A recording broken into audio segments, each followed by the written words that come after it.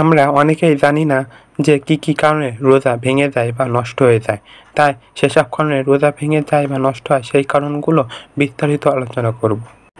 ১. ইচ্ছাকৃত বমি বমি করা বা মুখে বমি চলে আসার পর তা পরিমাণে অল্প হলেও ইচ্ছা করে গিলে ফেলা, এতে রোজা ভেঙে যাবে। ২.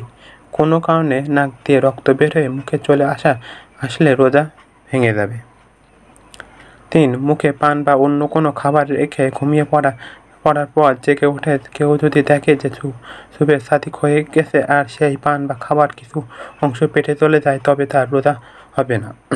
উজু করার সময় বা যে কোনো কারণে কুলি করতে গিয়ে অনিচ্ছাকৃত পানি গলা দিয়ে পেটে চলে যায়, ওই ব্যক্তির রোজা হবে না। আজ নাক বা কানে তেল দোয়ায় রোজা ভেঙে যাবে, তবে কাফারা ওয়াজিব হবে না। হয় যদি কোনো ব্যক্তি কারো ধমকে বা ভয়ের কারণে কিংবা রোজা রাখার কথা ভুলে গিয়ে কোনো কিছু খেয়ে ফেলে পরে রোজা ভেঙে গেছে মনে ইচ্ছাকৃতভাবে খাবার খেলে রোজা নষ্ট হয়ে যাবে।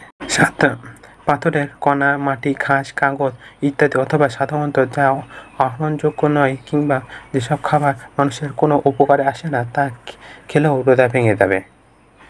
৮. দিনের বেলায় স্বামী স্ত্রী সহবাস করলে এই সহবাসে বীর্যপাত হোক আর না হোক স্বামী স্ত্রী উভয়ে রোজা ভেঙে যাবে।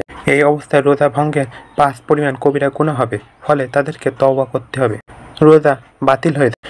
তাদের উভয়কে ওই দিনের অভীষ্ট অংশ খাবার ও পানি গ্রহণ থেকে বিরত থাকতে হবে এবং ওই দিনের রোজা কাদা করতে হবে, কাফারা আদায় করতে হবে।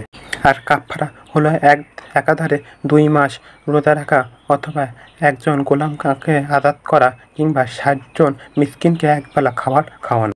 ৯. সহবাস ছাড়া অন্য পন্থায় যৌনস্বাদ নেওয়ার জন্য বীর্যপাত ঘটালেও রোজা ভেঙে যাবে।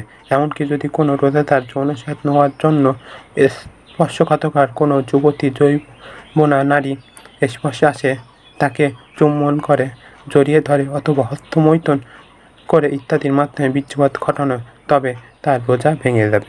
সবার জানা উচিত যে এই কর্মকাণ্ডগুলো যেভাবে রোজার মাসে হারাম, তেমনিভাবে অন্য সময়গুলোতে উপকারী কিংবা অপকারী, কম কিংবা বেশি, হালাল কিংবা হারাম খাবার যাই হোক না, তা দিনের নাক মুখ দিয়ে গ্রহণ করলে রোজা ভেঙে যাবে।